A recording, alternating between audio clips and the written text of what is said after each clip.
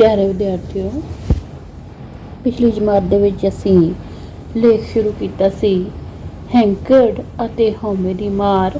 ਹਰਸ਼ਿੰਦਰ ਕੌਰ ਜੀ ਦਾ ਲਿਖਿਆ ਹੋਇਆ ਲੇਖ ਜੋ ਹੈ ਬਹੁਤ ਹੀ ਵਧੀਆ ਲੇਖ ਹੈ। ਔਰ ਇਸ ਪਾਠ ਦੇ ਵਿੱਚ ਅਸੀਂ ਪੜ੍ਹਿਆ ਸੀ ਕਿ ਜੋ ਹਉਮੈ ਹੈ ਕਿਸ ਤਰ੍ਹਾਂ ਮਨੁੱਖ ਨੂੰ ਘੇਰ ਲੈਂਦੀ ਹੈ ਔਰ ਕਿਵੇਂ ਹੌਲੀ ਹੌਲੀ ਬਚਪਨ ਤੋਂ ਹੀ ਇਹ ਗੁਣ ਜੋ ਹੈ ਗੁਣ ਤੇ ਨਹੀਂ ਕਿਹਾ ਜਾ ਸਕਦਾ, ਇਹ ਇੱਕ ਮਾੜਾ ਗੁਣ ਹੀ ਹੈ ਹਉਮੈ ਔਰ ਹੈਂਕੜ। ਇਹ ਕਿਸ ਤਰ੍ਹਾਂ ਬਚਪਨ ਤੋਂ ਹੀ ਸਾਡੇ ਵਿੱਚ ਜੋ ਹੈ ਆ ਜਾਂਦੀ ਹੈ ਔਰ ਇਹ ਹੌਲੀ ਹੌਲੀ ਸਾਡੇ ਨਾਲ ਜਿਵੇਂ ਜਿਵੇਂ ਅਸੀਂ ਵੱਧਦੇ ਹਾਂ ਇਵੇਂ ਹੀ ਇਹ ਵੱਧਦੀ ਜਾਂਦੀ ਹੈ ਅਤੇ ਇਸ ਦੇ ਨਾਲ ਬਹੁਤ ਹੀ ਮਾਰੂ ਨਤੀਜੇ ਨਿਕਲਦੇ ਹਨ, ਕਿਉਂਕਿ ਜੋ ਹੈਂਕੜ ਜਾਂ ਹੰਕਾਰ ਕਰਨ ਵਾਲਾ ਵਿਅਕਤੀ ਹੈ ਉਹ ਜੋ ਹੈ ਦਿਨ ਰਾਤ ਇਹੀ ਸੋਚਦਾ ਰਹਿੰਦਾ ਹੈ ਕਿ ਕਿਸ ਤਰ੍ਹਾਂ ਉਹਨੇ ਕਿਸੇ ਹੋਰ ਨੂੰ ਨੀਵਾਂ ਦਿਖਾਉਣਾ ਹੈ ਅਤੇ ਇਸ ਤਰ੍ਹਾਂ ਉਹ ਕਈ ਤਰ੍ਹਾਂ ਦੀਆਂ ਬਿਮਾਰੀਆਂ ਦਾ ਸ਼ਿਕਾਰ ਹੋ ਜਾਂਦਾ ਹੈ। ਅਤੇ ਕਈ ਤਰ੍ਹਾਂ ਦੀ ਹਉਮੈ ਅਸੀਂ ਇਹਦੇ ਪੜ੍ਹੀ ਹੈ ਕਿ ਕਿਹੋ ਜਿਹੇ ਲੋਕਾਂ ਦੇ ਵਿੱਚ ਕਿਸ ਤਰ੍ਹਾਂ ਆ ਸਕਦੀ ਹੈ, ਬੱਚਿਆਂ ਦੇ ਵਿੱਚ ਕਿਸ ਤਰ੍ਹਾਂ ਆ ਸਕਦੀ ਹੈ। ਇੱਕ ਜ਼ਿਆਦਾ ਜਿਹੜਾ ਇੰਟੈਲੀਜੈਂਟ ਹੋਵੇ, ਬਹੁਤ ਲਾਇਕ ਬੱਚਾ ਹੋਵੇ, ਉਹਦੇ ਵਿੱਚ ਕਿਸ ਤਰ੍ਹਾਂ ਦੀ ਹਉਮੈ ਆ ਸਕਦੀ ਹੈ। ਜੋ ਬਹੁਤ ਸੋਹਣਾ ਹੋਵੇ ਉਹ ਆਪਣੇ ਆਪ ਨੂੰ ਹੀ ਸਮਝਦਾ ਹੈ ਕਿ ਮੈਂ ਹੀ ਹਾਂ, ਅਤੇ ਉਸ ਵਿੱਚ ਕਿਸ ਤਰ੍ਹਾਂ ਦੀ ਜੋ ਹੈ ਹਉਮੈ ਹੁੰਦੀ ਹੈ। ਅਤੇ ਹੁਣ ਅਸੀਂ ਉਸ ਤੋਂ ਅੱਗੇ ਦਾ ਪਾਠ ਪੜ੍ਹਾਂਗੇ। ਕਹਿੰਦਾ ਲੇਖਿਕਾ ਦੱਸ ਰਹੀ ਹੈ ਕਿ ਹੰਕਾਰ ਦਾ ਮਾਰਿਆ ਮਨੁੱਖ ਜਦੋਂ ਵਿਆਹੁਤਾ ਜ਼ਿੰਦਗੀ ਵਿੱਚ ਪੈਰ ਧਰਦਾ ਹੈ ਤਾਂ ਜਿਹੜਾ ਰਿਸ਼ਤਾ ਉਹ ਗੰਢਦਾ ਹੈ ਉਸ ਵਿੱਚ ਦੋਸਤੀ ਦਾ ਨਿੱਘ ਉੱਕਾ ਹੀ ਨਹੀਂ ਹੁੰਦਾ, ਕਿਉਂਕਿ ਅਜਿਹੇ ਬੰਦੇ ਦਾ ਪੂਰਾ ਜ਼ੋਰ ਆਪਣੇ ਸਾਥੀ ਨੂੰ ਨੀਵਾਂ ਵਿਖਾਉਣ ਦੇ ਚੱਕਰ ਵਿੱਚ ਹੀ ਲੱਗ ਜਾਂਦਾ ਹੈ ਜਾਂ ਆਪਣੇ ਆਪ ਨੂੰ ਲਗਾਤਾਰ ਉੱਚਾ ਸਾਬਿਤ ਕਰਨ ਦੇ ਚੱਕਰ ਵਿੱਚ। ਪਹਿਲਾਂ ਤਾਂ ਅਸੀਂ ਪੜ੍ਹਿਆ ਕਿ ਬਚਪਨ ਦੇ ਵਿੱਚ ਕਿਸ ਤਰ੍ਹਾਂ ਦੀ ਹਉਮੈ ਹੁੰਦੀ ਹੈ, ਫਿਰ ਇਹ ਹਉਮੈ ਹੌਲੀ ਹੌਲੀ ਕਿਸ ਤਰ੍ਹਾਂ ਵੱਧਦੀ ਹੈ, ਕਿਸ ਤਰ੍ਹਾਂ ਦੋਸਤਾਂ ਵਿੱਚ ਆਉਂਦੀ ਹੈ। ਅਤੇ ਕਹਿੰਦੇ ਜਦੋਂ ਇਹੋ ਜਿਹੇ ਹੰਕਾਰੀ ਬੰਦੇ ਦਾ ਵਿਆਹ ਹੁੰਦਾ ਹੈ ਤਾਂ ਉਹ ਰਿਸ਼ਤਾ ਵੀ ਜੋ ਹੈ ਬਹੁਤ ਵਧੀਆ ਤਰੀਕੇ ਦੇ ਨਾਲ ਨਹੀਂ ਚੱਲਦਾ, ਕਿਉਂਕਿ ਹੰਕਾਰੀ ਮਨੁੱਖ ਜੋ ਹੁੰਦਾ ਹੈ ਉਹ ਆਪਣੇ ਨਾਲ ਦੇ ਸਾਥੀ ਨੂੰ ਹਮੇਸ਼ਾ ਨੀਵਾਂ ਦਿਖਾਉਣ ਦੀ ਕੋਸ਼ਿਸ਼ ਕਰਦਾ ਰਹਿੰਦਾ ਹੈ ਅਤੇ ਆਪਣੇ ਆਪ ਨੂੰ ਉੱਚਾ ਸਾਬਿਤ ਕਰਨ ਦੇ ਵਿੱਚ ਲੱਗਾ ਰਹਿੰਦਾ ਹੈ। ਇਸ ਤਰ੍ਹਾਂ ਦੂਜੇ ਸਾਥੀ ਦੇ ਦਿਲ ਅੰਦਰ ਹੀਨ ਭਾਵਨਾ ਭਰ ਜਾਂਦੀ ਹੈ ਅਤੇ ਆਪਣੀ ਜ਼ਿੰਦਗੀ ਨੂੰ ਬੇਮਤਲਬ ਸਮਝਦੇ ਹੋਏ ਢਹਿੰਦੀ ਕਲਾ ਦੇ ਵਿੱਚ ਜਾ ਸਕਦਾ ਹੈ। ਉਹਦਾ ਜੋ ਦੂਸਰਾ ਸਾਥੀ ਹੈ ਉਹਦੇ ਵਿੱਚ ਹੀਨ ਭਾਵਨਾ ਆ ਜਾਂਦੀ ਹੈ, ਭਾਵ ਕਿ ਉਹਦੇ ਵਿੱਚ ਕੰਪਲੈਕਸ਼ਨ ਆਉਣੇ ਸ਼ੁਰੂ ਹੋ ਜਾਂਦੇ ਹਨ, ਦੋਹਾਂ ਵਿੱਚ ਆਪਸੀ ਮਤਭੇਦ ਹੋ ਜਾਂਦੇ ਹਨ, ਉਹਨਾਂ ਦੀ ਜੋ ਹੈ ਆਪਸ ਵਿੱਚ ਬਣਦੀ ਨਹੀਂ। ਕਹਿੰਦੇ ਤੋਂ ਦੂਸਰਾ ਸਾਥੀ ਆਪਣੀ ਜ਼ਿੰਦਗੀ ਨੂੰ ਬੇਮਤਲਬ ਸਮਝਦਾ ਹੈ ਅਤੇ ਢਹਿੰਦੀ ਕਲਾ ਵਿੱਚ ਜਾ ਸਕਦਾ ਹੈ, ਭਾਵ ਡਿਪਰੈਸ਼ਨ ਵਿੱਚ ਚਲਾ ਜਾਂਦਾ ਹੈ ਜਾਂ ਸਾਥੀ ਤੋਂ ਕਿਨਾਰਾ ਕਰਕੇ ਰਿਸ਼ਤਾ ਤੋੜਨਾ ਹੀ ਬਿਹਤਰ ਸਮਝਦਾ ਹੈ। ਬਹੁਤੇ ਵਿਆਹ ਅੱਜ ਕੱਲ੍ਹ ਇਸੇ ਲਈ ਹੀ ਲਗਾਤਾਰ ਟੁੱਟ ਰਹੇ ਹਨ। ਤਾਂ ਦੇਖਣ ਦੀਆਂ ਗੱਲਾਂ ਹਨ ਕਿ ਅੱਜ ਕੱਲ੍ਹ ਜਿਹੜੇ ਵਿਆਹ ਹਨ ਜ਼ਿਆਦਾ ਸਫਲ ਕਿਉਂ ਨਹੀਂ ਹੋ ਰਹੇ, ਕਿਉਂਕਿ ਲੋਕਾਂ ਵਿੱਚ ਹਉਮੈ ਹੁੰਦੀ ਹੈ, ਹੰਕਾਰ ਹੁੰਦਾ ਹੈ ਅਤੇ ਉਹ ਇੱਕ ਦੂਸਰੇ ਦੇ ਨਾਲ ਐਡਜਸਟ ਨਹੀਂ ਕਰ ਸਕਦੇ। ਆਖਰ ਪਤਾ ਕਿਵੇਂ ਲੱਗੇ ਕਿ ਬੰਦਾ ਹੰਕਾਰਿਆ ਹੋਇਆ ਹੈ। ਕਹਿੰਦਾ ਜਦੋਂ ਬੰਦਾ ਆਪਣੇ ਬਾਰੇ ਟੋਕਾ ਟਾਕੀ ਦੀ ਨਿੱਕੀ ਜਿਹੀ ਗੱਲ ਉੱਤੇ ਖਿਝ ਜਾਂਦਾ ਹੋਵੇ, ਰਤਾ ਜਿੰਨੀ ਪੁੱਛ ਗਿੱਛ ਕਰਨ ਉੱਤੇ ਪਾਸਾ ਵੱਟ ਲੈਂਦਾ ਹੋਵੇ, ਗੱਲਾਂ ਕਰਦਿਆਂ ਕੱਟੇ ਜਾਣ ਉੱਤੇ ਅੱਗ ਬਬੂਲਾ ਹੁੰਦਾ ਹੋਵੇ, ਸਾਥੀਆਂ ਕੋਲੋਂ ਜਾਂ ਕਰਿੰਦਿਆਂ ਕੋਲੋਂ ਅੱਖ ਬਚਾ ਕੇ ਲੰਘਣਾ ਸ਼ੁਰੂ ਕਰ ਦੇਵੇ, ਦੋ ਟੁੱਕ ਗੱਲ ਕਰਕੇ ਛੇਤੀ ਗੱਲਬਾਤ ਬੰਦ ਕਰ ਦੇਵੇ, ਕੋਈ ਵੀ ਸਵਾਲ ਪੁੱਛਣ ਉੱਤੇ ਛੇਤੀ ਚਿੜ ਜਾਂਦਾ ਹੋਵੇ, ਫੋਨ ਕਰਨ ਉੱਤੇ ਵੀ ਗੱਲ ਕੱਟਣ ਲੱਗ ਪਵੇ, ਮਹਿੰਗੇ ਪਹਿਰਾਵੇ ਪਾਉਣ ਦੇ ਨਾਲ ਨਾਲ ਦੂਜਿਆਂ ਦੇ ਪਹਿਰਾਵੇ ਉੱਤੇ ਹੇਠਾਂ ਤੱਕ ਤਿਰਸਕਾਰ ਦੀ ਨਜ਼ਰ ਨਾਲ ਵੇਖਣ ਲੱਗ ਪਵੇ, ਕਿਸੇ ਦੀ ਨਿੱਕੀ ਜਿਹੀ ਗਲਤੀ ਉੱਤੇ ਵੀ ਜ਼ਹਿਰੀਲੀ ਮੁਸਕਾਨ ਨਾਲ ਸਿਰ ਛੰਡਣ ਲੱਗ ਪਵੇ, ਦੂਜੇ ਨੂੰ ਬੇਵਜ੍ਹਾ ਉਡੀਕ ਕਰਵਾਉਂਦਾ ਰਹੇ, ਕੋਈ ਜੀ ਕਹੇ ਬਗੈਰ ਗੱਲ ਕਰ ਲਵੇ ਤਾਂ ਖਾਣ ਵੱਢਣ ਨੂੰ ਪਵੇ, ਕਿਸੇ ਨੂੰ ਅਗਾਂਹ ਵਧਦੇ ਵੇਖ ਕੇ ਨਫ਼ਰਤ ਨਾਲ ਭਰ ਜਾਏ ਅਤੇ ਉਸ ਦਾ ਨੁਕਸਾਨ ਕਰਨ ਬਾਰੇ ਲਗਾਤਾਰ ਸੋਚਦਾ ਰਹੇ, ਹਰ ਕਿਸੇ ਅੱਗੇ ਆਪਣੇ ਜਾਂ ਆਪਣੇ ਪਿਛੋਕੜ ਬਾਰੇ ਛੇਖੀਆਂ ਬਘਾਰਦਾ ਰਹੇ, ਕਿਸੇ ਦੂਜੇ ਦੀ ਤਾਰੀਫ ਕਰਨ ਉੱਤੇ ਪਾਰਟੀ ਛੱਡ ਕੇ ਹੀ ਤੁਰ ਜਾਏ। ਹੁਣ ਦੇਖੋ ਕਿੰਨੀਆਂ ਸਾਰੀਆਂ ਗੱਲਾਂ ਦੱਸੀਆਂ ਹਨ, ਇਹਨਾਂ ਸਾਰੀਆਂ ਗੱਲਾਂ ਨੂੰ ਪੜ੍ਹ ਕੇ ਪਤਾ ਚੱਲ ਜਾਂਦਾ ਹੈ ਕਿ ਜੋ ਮਨੁੱਖ ਹੈ ਉਹ ਹੰਕਾਰੀ ਹੈ ਜਾਂ ਨਹੀਂ ਹੈ। ਇਹ ਸਾਰੀਆਂ ਗੱਲਾਂ ਹੀ ਜੋ ਹਨ ਇੱਕ ਬੰਦੇ ਬਾਰੇ ਅਨੁਮਾਨ ਲਗਾਉਂਦੀਆਂ ਹਨ। ਇਹ ਸਭ ਕੁਝ ਜਾਣ ਕੇ ਇਹ ਤਾਂ ਸੌਖਿਆ ਹੀ ਕਿਆਸ ਲਾਇਆ ਜਾ ਸਕਦਾ ਹੈ ਕਿ ਅਜਿਹੇ ਲੋਕ ਹਜ਼ਾਰਾਂ ਦੀ ਗਿਣਤੀ ਵਿੱਚ ਹੀ ਸਾਡੇ ਆਸ-ਪਾਸ ਘੁੰਮ ਰਹੇ ਹਨ ਅਤੇ ਇਹਨਾਂ ਵਿੱਚੋਂ ਕੁਝ ਕੁ ਚਿੰਨ੍ਹਾਂ ਰਾਹੀਂ ਸ਼ਾਇਦ ਇਹ ਵੀ ਜਾਪੇ ਕਿ ਅਸੀਂ ਵੀ ਇਸ ਦਾ ਸ਼ਿਕਾਰ ਬਣ ਚੁੱਕੇ ਹਾਂ। ਫਿਰ ਅਜਿਹੇ ਲੋਕਾਂ ਨਾਲ ਕਿਵੇਂ ਨਜਿੱਠਿਆ ਜਾਵੇ? ਹੁਣ ਉਪਰੋਕਤ ਕੈਟਾਗਰੀ ਦੇ ਜੋ ਲੋਕ ਹਨ, ਮਤਲਬ ਜੋ ਦੂਜਿਆਂ ਦੇ ਨਾਲ ਉੱਪਰ ਦਿਖਿਆ ਵਿਹਾਰ ਕਰਦੇ ਹਨ, ਕਹਿੰਦਾ ਅਜਿਹੇ ਲੋਕਾਂ ਨਾਲ ਅਸੀਂ ਕਿਸ ਤਰ੍ਹਾਂ ਨਜਿੱਠ ਸਕਦੇ ਹਾਂ, ਉਹਨਾਂ ਦੇ ਨਾਲ ਉਹਨਾਂ ਨੂੰ ਕਿਵੇਂ ਹੈਂਡਲ ਕਰ ਸਕਦੇ ਹਾਂ। ਇਹਨਾਂ ਬਹੁਤੇ ਤਾਂ ਅਜਿਹੇ ਅਫਸਰਾਂ ਨਾਲ ਨਿਭਾ ਰਹੇ ਹੋਣਗੇ ਅਤੇ ਕੁਝ ਵਿਅਹਤਾ ਜ਼ਿੰਦਗੀ ਵਿੱਚ ਆਪਣੇ ਸਾਥੀਆਂ ਤੋਂ ਦੁਖੀ ਹੋ ਚੁੱਕੇ ਹੋਣਗੇ।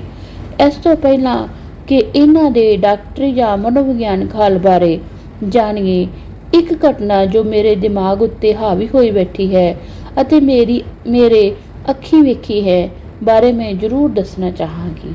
ਹੁਣ ਜੋ ਹੈ ਲੇਖਿਕਾ ਦੱਸ ਰਹੀ ਹੈ ਕਿ ਇੱਕ ਘਟਨਾ ਉਹਨੇ ਖੁਦ ਦੇਖੀ ਹੋਈ ਹੈ ਜਿਸ ਦਾ ਉਹ ਜ਼ਿਕਰ ਕਰਨਾ ਚਾਹੁੰਦੀ ਸੀ, ਜਿਹਦੇ ਵਿੱਚ ਇਹੋ ਜਿਹੀ ਹੰਕਾਰ ਭਰੀ ਜੋ ਹਰਕਤ ਹੈ ਉਸਦਾ ਬਹੁਤ ਵੱਡਾ ਨੁਕਸਾਨ ਹੁੰਦਾ ਹੈ। ਇਹਨਾਂ ਇੱਕ ਬਹੁਤ ਵੱਡੇ ਅਫਸਰ ਅਤੇ ਇੱਕ ਅਮੀਰ ਆਦਮੀ ਦਾ ਬੇਟਾ ਮੇਰੀ ਬੇਟੀ ਦੀ ਕਲਾਸ ਵਿੱਚ ਪੜ੍ਹਦਾ ਸੀ। ਜੋ ਡਾਕਟਰ ਹਰਸ਼ਿੰਦਰ ਕੌਰ ਹੈ, ਉਸ ਦੀ ਬੇਟੀ ਦੀ ਕਲਾਸ ਦੇ ਵਿੱਚ ਇੱਕ ਬੱਚਾ ਪੜ੍ਹਦਾ ਸੀ ਜਿਸ ਦਾ ਪਿਤਾ ਬਹੁਤ ਵੱਡਾ ਅਫਸਰ ਸਨ, ਬਹੁਤ ਅਮੀਰ ਸਨ। ਉਹ ਦੋਵੇਂ ਉਦੋਂ ਦੂਜੀ ਜਮਾਤ ਵਿੱਚ ਹੀ ਸਨ। ਦੂਸਰੀ ਜਮਾਤ ਦਾ ਬੱਚਾ ਕਿੰਨਾ ਕੁ ਹੋਏਗਾ, ਬਹੁਤ ਛੋਟਾ ਬੱਚਾ ਹੁੰਦਾ ਹੈ। ਇੱਕ ਰਾਤ ਹਸਪਤਾਲ ਵਿੱਚ ਮੇਰੀ ਡਿਊਟੀ ਸੀ। ਜਦੋਂ ਉਸ ਬੱਚੇ ਨੂੰ ਲਹੂ-ਲੁਹਾਨ ਹਾਲਤ ਵਿੱਚ ਉਸਦੇ ਮਾਪੇ ਹਸਪਤਾਲ ਲੈ ਕੇ ਆਏ, ਉਸ ਬੱਚੇ ਦਾ ਸੱਜਾ ਹੱਥ ਪੂਰੀ ਤਰ੍ਹਾਂ ਫਿਸਿਆ ਪਿਆ ਸੀ। ਐਕਸਰੇ ਤੋਂ ਬਾਅਦ ਪਤਾ ਲੱਗਿਆ ਕਿ ਹੱਡੀਆਂ ਦਾ ਚੂਰਾ-ਚੂਰਾ ਹੋ ਗਿਆ ਸੀ। ਠੀਕ ਹੋਣ ਦੀ ਹਾਲਤ ਵਿੱਚ ਨਹੀਂ ਸੀ। ਪੱਟੀਆਂ ਬੰਨ੍ਹ ਕੇ ਦਰਦ ਦੇ ਟੀਕਿਆਂ ਤੋਂ ਬਾਅਦ ਜਦੋਂ ਬੱਚੇ ਦੀ ਹਾਲਤ ਕੁਝ ਠੀਕ ਹੋਈ ਤਾਂ ਮੈਂ ਉਸਦੀ ਰੋ ਕੇ ਬੇਹਾਲ ਹੋਈ ਮਾਂ ਤੋਂ ਪੁੱਛਿਆ ਕਿ ਇਹ ਕਿਵੇਂ ਹੋਇਆ। ਉਸਨੇ ਦੱਸਿਆ ਕਿ ਇਸ ਦਾ ਪਿਓ ਮਹਿੰਗੀ ਨਵੀਂ ਕਾਰ ਖਰੀਦ ਕੇ ਘਰ ਲਿਆਇਆ ਸੀ, ਉਸ ਕਰਕੇ ਦੋਸਤਾਂ ਨੂੰ ਪਾਰਟੀ ਉੱਤੇ ਸੱਦਿਆ ਸੀ। ਇਸ ਬੱਚੇ ਨੇ ਕਾਰ ਉੱਤੇ ਕਿੱਲ ਨਾਲ ਝਰੀਟਾਂ ਮਾਰ ਦਿੱਤੀਆਂ ਤਾਂ ਗੁੱਸੇ ਵਿੱਚ ਆ ਕੇ ਇਸਦੇ ਪਿਓ ਨੇ ਕਾਰ ਦੇ ਰੈਂਚ ਨਾਲ ਕੁੱਟ ਕੇ ਇਸ ਦਾ ਸਾਰਾ ਹੱਥ ਬੁਰੀ ਤਰ੍ਹਾਂ ਤੋੜ ਦਿੱਤਾ। ਉਹ ਬੱਚਾ ਹਾਲੇ ਪੂਰੀ ਤਰ੍ਹਾਂ ਬੇਹੋਸ਼ ਨਹੀਂ ਸੀ, ਇਸ ਲਈ ਹੌਲੀ ਜਿਹੇ ਬੋਲ ਪਿਆ, ਮੰਮੀ ਜੀ ਝਰੀਟਾਂ ਨਹੀਂ ਮਾਰੀਆਂ, ਸਿਰਫ ਇੰਨਾ ਲਿਖਿਆ ਸੀ, ਆਈ ਲਵ ਯੂ ਪਾਪਾ। ਪਾਪਾ ਸ਼ਬਦ ਹਜੇ ਪੂਰਾ ਨਹੀਂ ਸੀ ਲਿਖ ਸਕਿਆ, ਪਾਪਾ ਪਹਿਲਾਂ ਹੀ ਮਾਰਨ ਲੱਗ ਪਏ। ਇਹ ਸੁਣ ਕੇ ਮੇਰਾ ਦਿਲ ਬੁੱਝ ਗਿਆ ਕਿ ਸਿਰਫ ਪਿਆਰ ਦਾ ਇਜ਼ਹਾਰ ਕਰਨ ਖਾਤਰ ਉਸ ਬੱਚੇ ਦਾ ਸੱਜਾ ਹੱਥ ਜ਼ਿੰਦਗੀ ਭਰ ਲਈ ਨਕਾਰਾ ਹੋ ਗਿਆ। ਉਸੇ ਪਿਓ ਦੇ ਮੱਥੇ ਉੱਤੇ ਰਤਾ ਜਿੰਨੀ ਵੀ ਸ਼ਿਕਨ ਨਹੀਂ ਸੀ, ਭਾਵ ਕਿ ਉਸਨੂੰ ਆਪਣੀ ਗਲਤੀ ਦਾ ਕੋਈ ਵੀ ਪਛਤਾਵਾ ਨਹੀਂ ਸੀ। ਮੈਨੂੰ ਪਤਾ ਲੱਗਿਆ ਕਿ ਬਾਅਦ ਵਿੱਚ ਉਸੇ ਹੰਕਾਰੀ ਪਿਓ ਤੇ ਮਾਂ ਦਾ ਵਿਆਹ ਟੁੱਟ ਗਿਆ ਤੇ ਮਾਂ ਬੱਚੇ ਨੂੰ ਲੈ ਕੇ ਪਟਿਆਲਾ ਛੱਡ ਕੇ ਚਲੀ ਗਈ। ਇਹੋ ਜਿਹੇ ਹੋਰ ਵੀ ਬਥੇਰੇ ਕੇਸ ਵੇਖਣ ਨੂੰ ਮਿਲਦੇ ਰਹਿੰਦੇ ਹਨ ਤੇ ਦਿਲ ਵਿੱਚ ਕਸਕ ਜਿਹੀ ਵੀ ਛੱਡ ਦਿੰਦੇ ਹਨ ਕਿ ਹਰ ਕੇਸ ਦਾ ਹੱਲ ਡਾਕਟਰ ਵਾਸਤੇ ਕੱਢਣਾ ਸੌਖਾ ਨਹੀਂ ਹੁੰਦਾ। ਮਤਲਬ ਹੁਣ ਦਿਖਾਇਆ ਗਿਆ ਹੈ ਕਿ ਇਹ ਜੋ ਹੰਕਾਰ ਹੈ ਉਹ ਕਿਸ ਤਰ੍ਹਾਂ ਸਾਡੇ ਜੋ ਜੀਵਨ ਨੂੰ ਬਰਬਾਦ ਕਰਕੇ ਰੱਖ ਦਿੰਦਾ ਹੈ।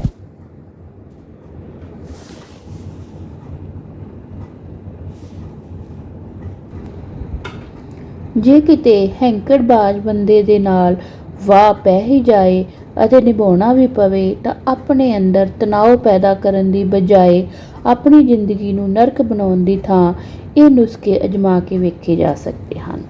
ਦੇਖੋ ਕਹਿੰਦਾ ਕਿ ਸਾਡੀ ਜ਼ਿੰਦਗੀ ਵਿੱਚ ਕਦੇ ਨਾ ਕਦੇ ਸਾਨੂੰ ਅਜਿਹੇ ਲੋਕਾਂ ਦੇ ਨਾਲ ਵਾਸਤਾ ਸਾਡਾ ਪੈ ਹੀ ਜਾਂਦਾ ਹੈ ਤੇ ਕਹਿੰਦਾ ਜੇਕਰ ਸਾਡਾ ਅਜਿਹੇ ਲੋਕਾਂ ਨਾਲ ਵਾਸਤਾ ਪੈ ਜਾਵੇ ਤਾਂ ਕਹਿੰਦਾ ਆਪਣੀ ਜੋ ਹੈ ਅੰਦਰ ਤਣਾਅ ਪੈਦਾ ਨਹੀਂ ਕਰਨਾ, ਆਪਣੇ ਅੰਦਰ ਜੋ ਹੈ ਅਸੀਂ ਇੱਕ ਆਪਣੇ ਦਿਮਾਗ ਨੂੰ ਪਰੇਸ਼ਾਨੀ ਨਹੀਂ ਦੇਣੀ, ਟੈਨਸ਼ਨ ਨਹੀਂ ਦੇਣੀ, ਸਗੋਂ ਉਸਦਾ ਕੋਈ ਹੱਲ ਲੱਭਣਾ ਹੈ ਕਿ ਕਿਸ ਤਰ੍ਹਾਂ ਅਜਿਹੇ ਲੋਕਾਂ ਤੋਂ ਬਚਿਆ ਜਾ ਸਕੇ।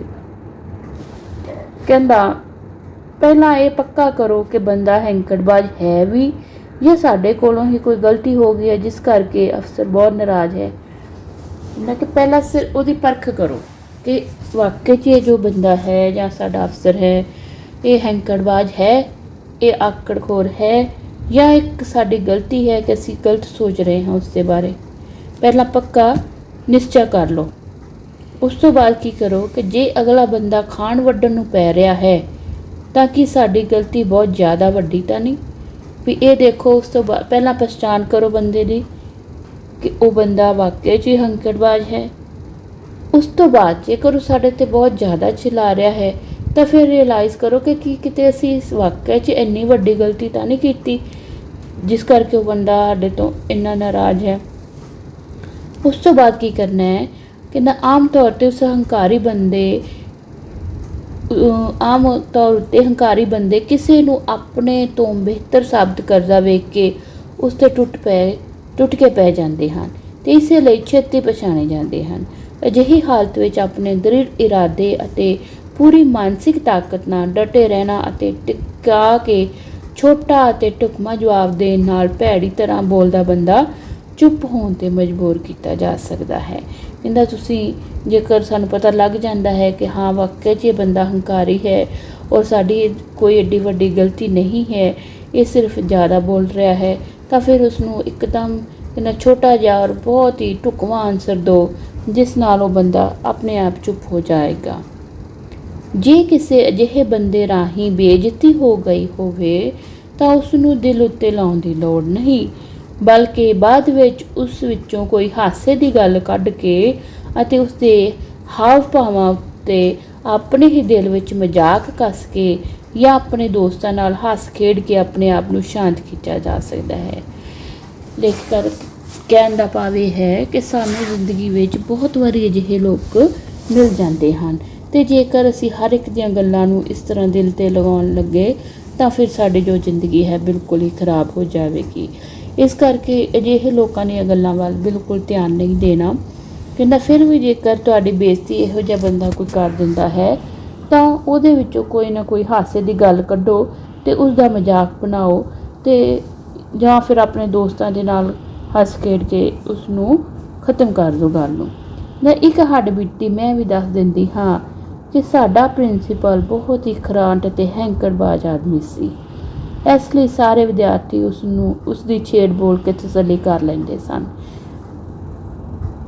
खड़क सिंह के खड़कने से खड़कती है खिड़कियाँ, खिड़कियों से खड़कने से खड़कता है खड़क सिंह।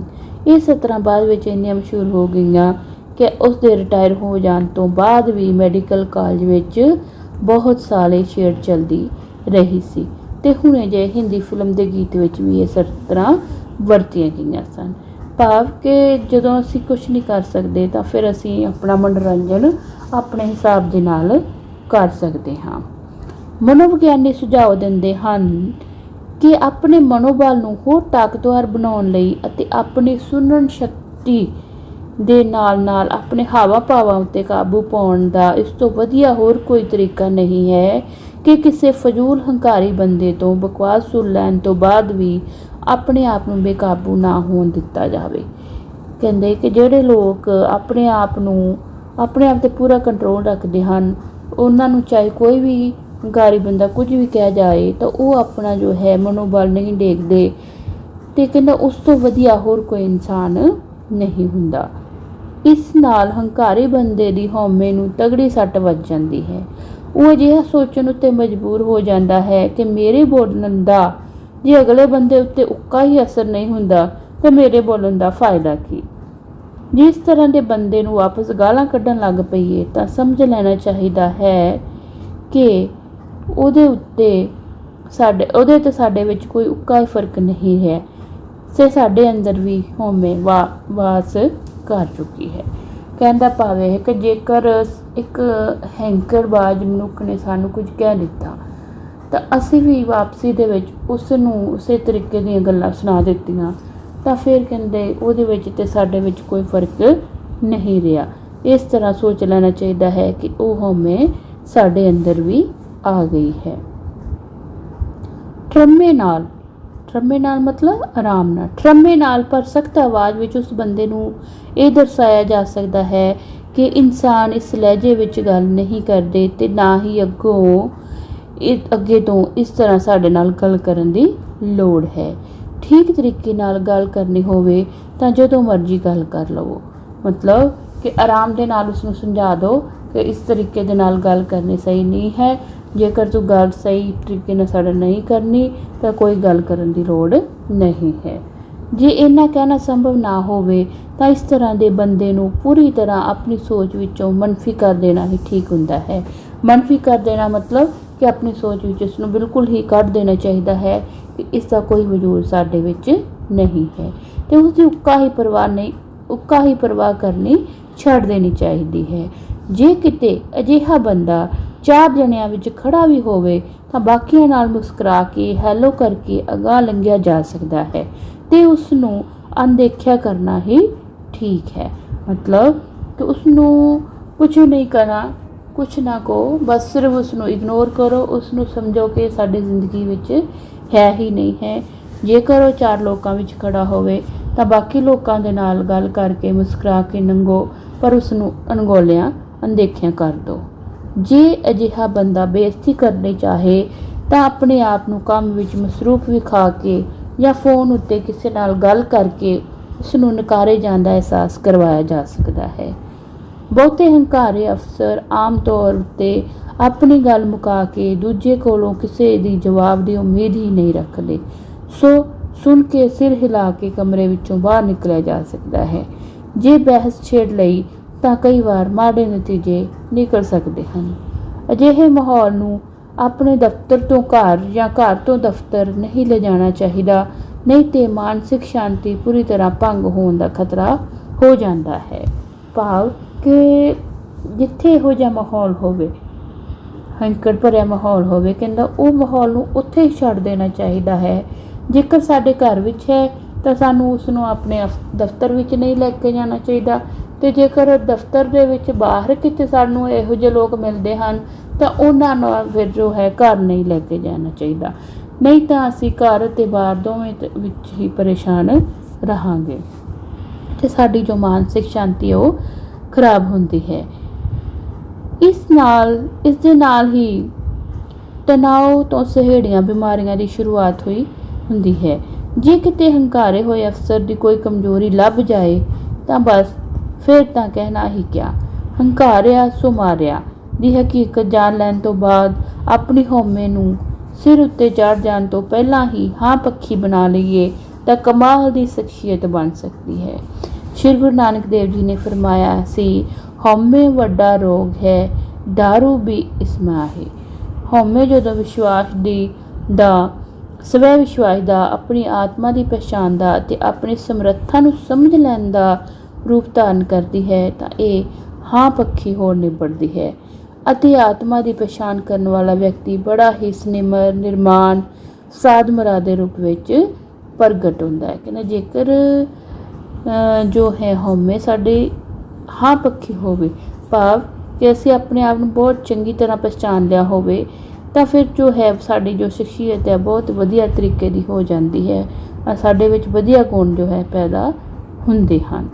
ਇਸ ਤਰ੍ਹਾਂ ਇਹ ਸੀ ਡਾਕਟਰ ਹਰਸ਼ਿੰਦਰ ਕੌਰ ਜੀ ਦਾ ਲਿਖਿਆ ਹੋਇਆ ਲੇਖ ਹੰਕੜ ਅਤੇ ਹਉਮੈ ਦੀ ਮਾਰ। ਹੁਣ ਅਸੀਂ ਇਸ ਦੀ ਟਿੱਪਣੀ ਪੜ੍ਹਾਂਗੇ ਕਿ ਉਪਰੋਕਤ ਲੇਖ ਵਿੱਚ ਲੇਖਕਾਂ ਨੇ ਹੰਕਾਰ ਕਾਰਨ ਹੁੰਦੇ ਨੁਕਸਾਨ ਦੀ ਸਮੱਸਿਆ ਉੱਪਰ ਜ਼ੋਰ ਦਿੱਤਾ ਹੈ। ਹਉਮੈ ਦਾ ਦੋਸਤੀਆਂ ਜਾਂ ਹੋਰ ਸਬੰਧਾਂ ਉੱਪਰ ਵੀ ਅਸਰ ਪੈਂਦਾ ਹੈ। ਪਾਠ ਵਿੱਚ ਹੰਕਾਰੀ ਵਿਅਕਤੀ ਦੇ ਲੱਛਣ ਦੱਸੇ ਗਏ ਹਨ।